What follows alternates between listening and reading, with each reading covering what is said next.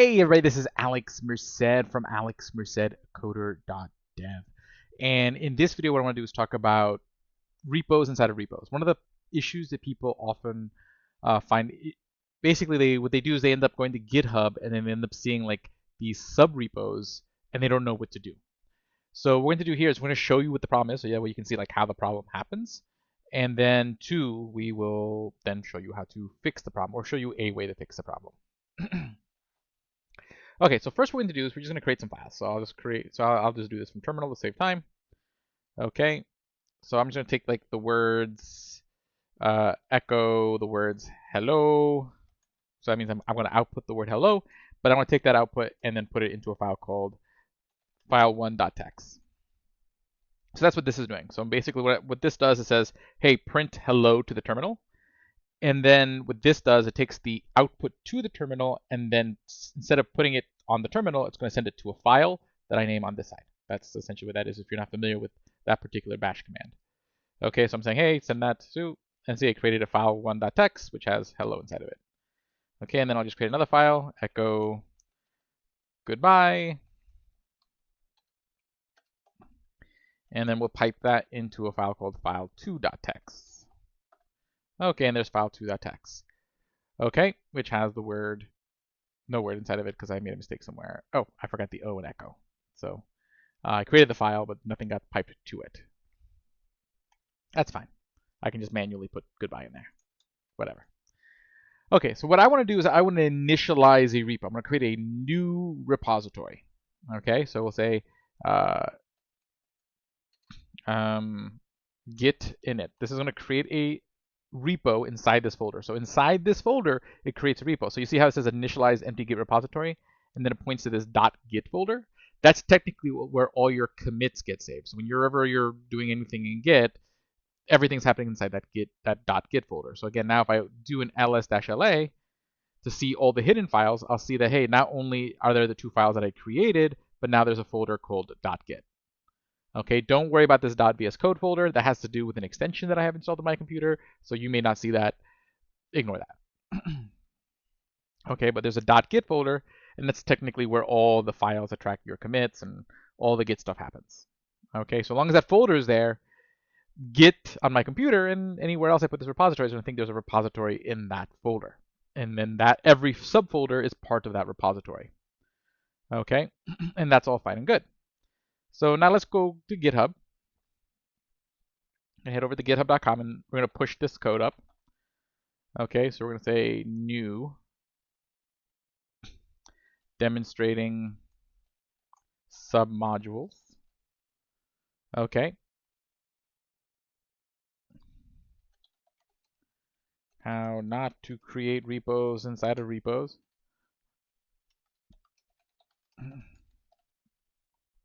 So I'm going to create this repository, and now I want to take the repo that I have on my computer and then push that code to this repo that I've created remotely at github.com. Okay, so what I'm going to do is I'm going to copy this command right here. Again, I'm using SSH because I do have an SSH key set up with my GitHub. Okay, I just put out a video about SSH keys and generating them in the previous video. I would refer to that. If you don't have an SSH key set up, then connect via HTTPS, which just means it'll ask you for your username and password every time you want to connect. Okay, or every time you want to push code up. So I'm going to use SSH because I have SSH set up. So again, I can switch between the two by clicking these two buttons here. Okay, and you can tell the difference is because, see, an SSH URL starts with like git at GitHub, while an HTTPS URL starts with HTTPS. Okay, very important to be aware of how you're connecting to your repo. Okay, so I'm going to use SSH. I'm going to use this command right here. Actually, I'm just going to copy the URL. I'll do this manually so you can see. So I'm going to take this repo. We know that this repo is in this folder because I can type in git status and I get output. Okay, if there was no repo, I would get like an error.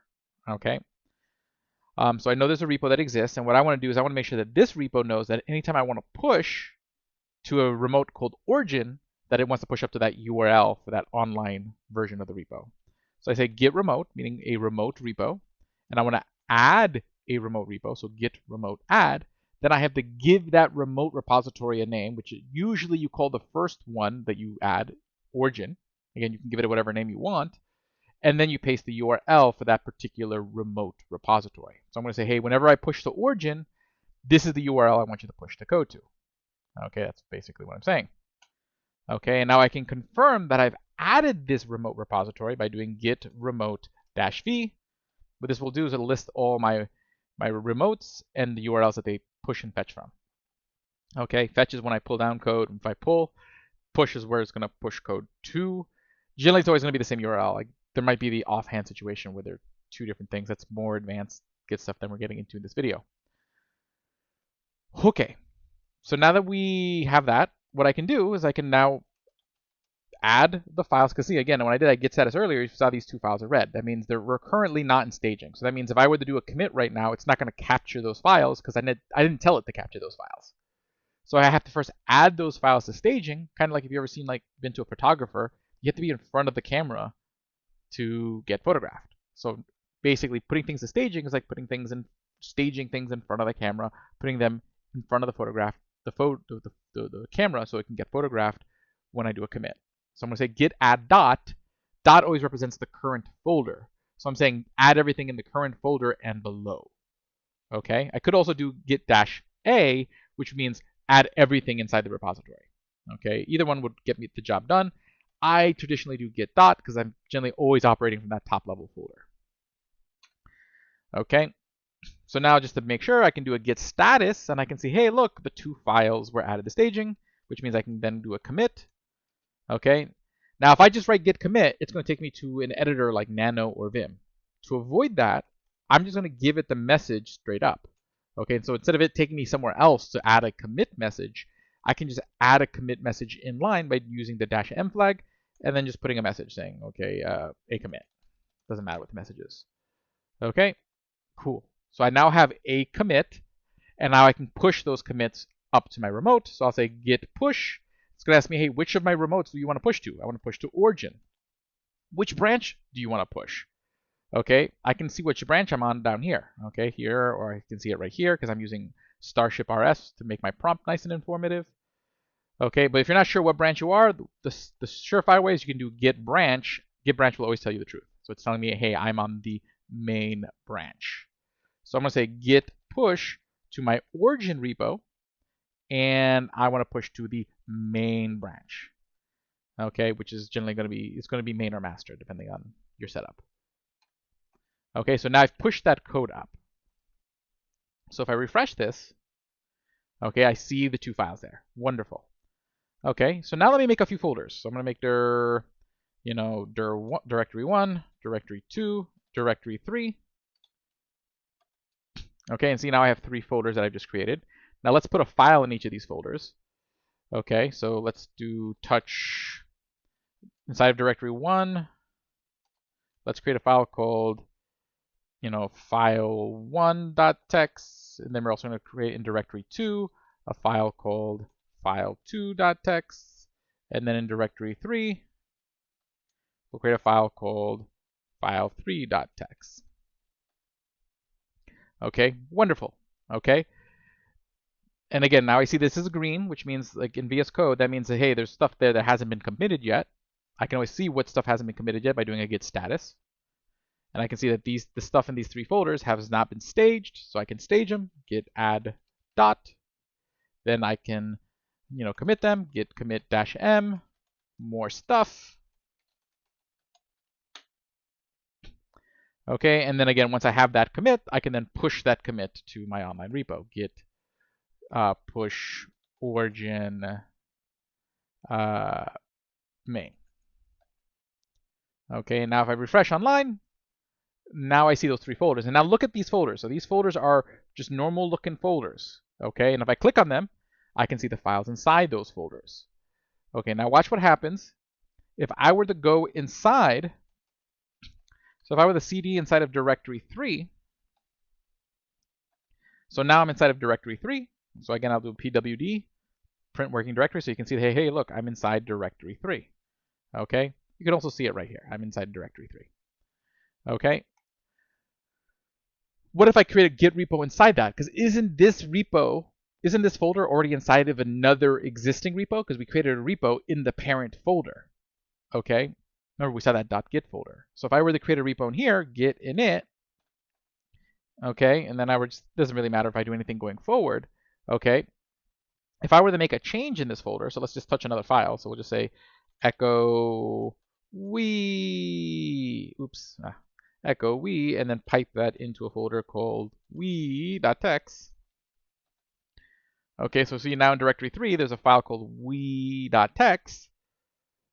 So now, if I were to do it in this folder, so now here, if I do git status in this folder, okay, notice that is saying both files are untracked, even though technically didn't I already commit file 3 a little while ago? The reason is because I created a new repo in this folder. So since I'm in this folder, it thinks I'm operating on that repository. Okay, so when I do git add dot git commit dash m, hello, I've made a commit, and if I do a git log to show me all the previous commits, there's only one commit. Because again, in this folder, I had just created a new repository. Okay, and again, if I do that ls-a, I can see, hey, look, in this folder, I have my 2 files and a .git folder, a new repository. Okay, so I haven't actually made those commits. And if I try to do a git push origin main, see I get this error. It says, hey, there's no origin. The reason being is this is a separate repo. I never connected that remote repository to this repo. Okay, this repo that's inside my other repo. Okay, now watch what happens if I do go back up a folder. So if I go back to my parent folder, okay, where I started, again, that's with all my other folders, so I'll do an ls to show that. So you see, hey, now I'm inside the folder with my 3 folders and the 2 files we created a while ago. If I were to do a git status in here, it notices the file. Okay, notice that the file hasn't been committed, and let's see what happens when I commit it. So I do git add dot git commit dash m we, and then I do a git push origin main, so that way it pushes back to GitHub. Watch what GitHub's going to do. Okay, so I'm going to go back to the main folder. Here's my repo. I'm going to refresh. Okay, actually, there it worked fine. Okay, so basically, looks like you don't run into that problem if you created the folder and committed it previously. So far, so good. Okay, that's news to me. Okay, let's see what happens if I do the same thing again in a new folder that wasn't previously committed. So let me create another folder. So make dir, okay, dir4. Okay, let me cd into dir4. Let's initialize a repo. Git init. Then I am going to dir4 git init. We'll do an echo cheese and then pipe that into cheese.txt. Okay, so now dir4 has cheese.txt. I'm going to do a git add dot. And again, if I do a git status, I see that, hey, look, this file is, and there's no commits yet, because again, I started a new repo in this folder. Again, just to show you, ls-a, I can see that, hey, look, there's the cheese.txt and another repository, the .git folder. Okay, cool. So now if I do git add dot git commit dash m slash cheese, whatever, doesn't matter what the message is. Okay, now if I cd back up to the parent folder, and if I do a git status now, again, it sees that that folder is untracked. So let's try to do this again. So git add dot. Okay, and see now it's complaining that there's a submodule. So hey, you've added another Git repository inside your current repository. So the difference here is that the folder, the time that I'm trying to commit this folder is after it's already become a Git repository. So before I added directory 3 before it became a Git repository, which is why that didn't cause a problem. Okay, and here it's just going to tell you like how you can kind of fix the issue if you really want, like more details on how you can learn more about more granularly dealing with this. So saying, hey, you've added another Git repository inside your current repository. Clones of outer repositories will not contain the contents of embedded repository and will not know how to obtain it. If you meant to add a submodule, then technically what you wanted to do was add this. If you added this path by mistake, you can remove it from the index, yada yada. Okay, so it's really just telling you like how can you ignore that folder if you didn't mean to, because it's not going to know how to access this folder, as you'll see in a moment. So I'm going to do git add dot, which we already did, git commit dash m stuff.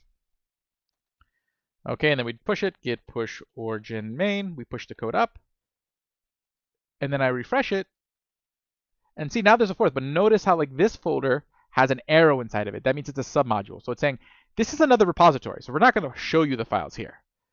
So theoretically, if I want to see what's in here, I would have to go push up the stuff inside directory 4 to a separate repository because there's a separate Git repo in there. Okay, again, that didn't happen to directory 3 because in directory 3, we had created, basically that folder was already being tracked before I added the Git repo inside of there. Okay, so basically it's already part of sort of like Git's list, that particular Git repository's listings. Okay, so where I generally see people run into this issue is what they do is they have like one folder where they do all their projects, and then what they do is they create a Git repo in that folder and then create a Git repo in each of those projects folders. What you should be doing is only creating one Git repo per project. Okay. So usually what you want to do is you really want to push the subfolder, not the parent folder. Again, it just depends on what you're trying to get on GitHub. Okay? But the idea is the reason you're going to see this is because this folder, the folder that you see this little icon with, is technically a repo as well. Okay, so I could either remove the parent repo or remove the child repo. And usually I'll just recreate a whole new repo and do it from scratch. But let's try this. Let's try to see what happens if I try to remove the child repo. Let's do that first. So if I'm going to cd into directory 4. Okay, and again, we see the repo in there. Well, let me just do ls-a because it's a hidden folder. We see the repo in there. How do I remove a folder? Okay, what you can do is you can do rm. That stands for remove. So you either remove a file or a folder. If you want to remove a folder, you want to do -rf. Okay, the R stands for recursive, meaning don't just delete the folder, delete everything in the folder. Okay, you can't delete a folder if there's stuff in it. The R lets you. Okay, the F is for force, because generally it doesn't want to let you do this. So it's going to force you, because if you accidentally do an rm-rf in your home folder, you're going to erase your whole computer. Okay, this is the one sort of command you have to be really, really careful with. Make sure that you are where you expect to do the command. Okay? And then you want to be very specific and say, hey, I want to remove the .git folder that's in this folder. That's what that's saying. Hey, remove this .git folder. Okay? That's what that's saying. Okay, so if I do that, and then I do an ls-a, I see that the folder is gone. So the repo is theoretically gone. So now if I do a git status, okay, this looks good. Let's try adding a file into that folder. So we'll say, echo bread into dir4/bread.text. Okay.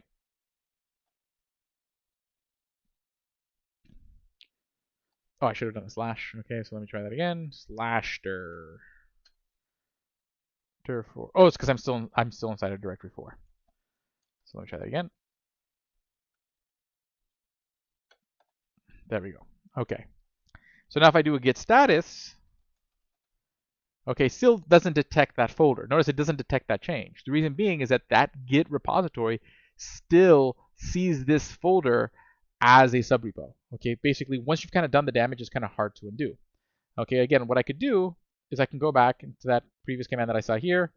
Okay, if I want to remove it, okay, and then I can kind of like change this. So I can say, hey, git rm. Now that I've gotten rid of the submodule, let's try to see if this command fixes it. Okay, so I removed it from my commit history, and now if I do a git status, it all shows up again. Okay, and now I can do a git add git commit -m, hello, git push origin main, and then if I refresh this, okay, now we're back to working again. Okay, but again, the question is, what do you want your repo to be?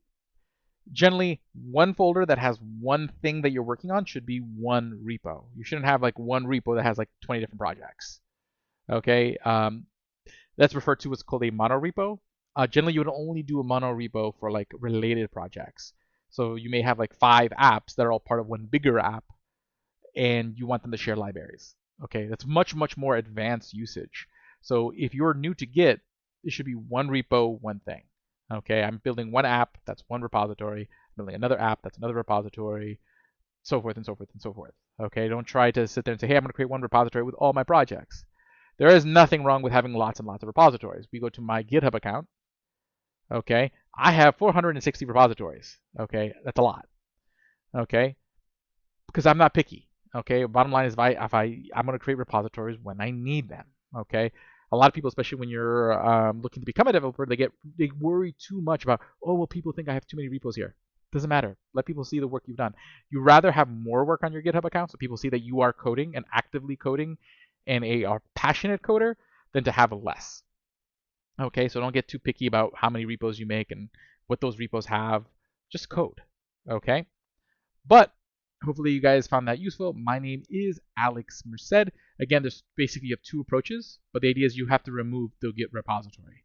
You either have to, so if you want the subfolder to be visible as a subfolder of that parent folder, then you do what we just did, where we move the repository from the subfolder and then remove it from the cache to cache, that whole like rm cache command that we saw earlier. If you want that sub-repo to be a separate repo, you can just push it to another repo. Just know that it's going to show up as that weird folder in the other repo. Like, just know sort of like what that folder symbol means. Like, technically, you could still push up the subfolder to a separate GitHub repo and be fine. You just have to kind of think about what you're trying to do.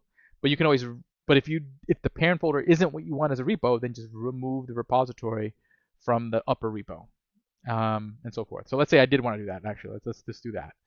So let me go back to this repo. Let's say I really only want a directory 4 to be the repository, not the sub-parent folder. What I would do is I would kill the parent folder. So here in the parent folder, I still have a repo. See, I still have that .git. I'd get rid of that first. Okay, so I would do rm-rf.git. That removes the repo, so that repo is gone. And then I would go back into cd directory 4, initialize my repo, because right now I didn't have it in there anymore because I removed it earlier. You know, do all my stuff, git add dot, git commit dash m committed. Okay, and now I need to connect a remote. So again, now I'm going to connect this new repo to this remote. So I'm going to go copy the URL.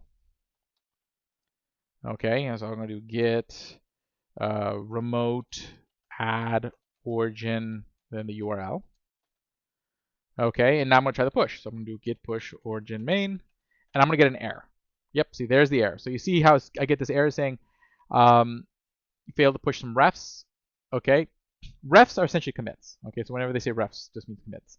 Now what they're saying is that basically what happens is you have mismatching commit history. So the idea is that there's this chain of history of commits that's located currently online that doesn't match this one. This one has like started in a different place. So Git doesn't know how to reconcile that. I can only have one commit history. I'm able to add more to the existing chain. I cannot create things that don't come from the same chain. So, but I don't want the current chain of commits there. I want this chain of commits. I want this new repo to be what I see online. So what you can do is you can do git push origin main, but at the end you add this force flag. What this does is it says, I don't care what's online. Erase it and replace it with this. Only do this if you're 100% sure you want to replace what's online. What that's going to do is it'll just say whatever's there, I'm going to replace it with this commit history. So now when I go online and I refresh, see, it's basically from the perspective of directory 4. Okay, so now this repo starts where directory 4 starts, not in its parent folder. Okay, and which is another thing people often fix, because oftentimes they're package.json or other important files that should be in the root or the top level of the repo are in a subfolder, and they need to kind of like restart the repo at a lower level. This should help you fix it. So my name is Alex Merced from AlexMercedCoder.dev. Hopefully this helps you, and yeah, have a great day.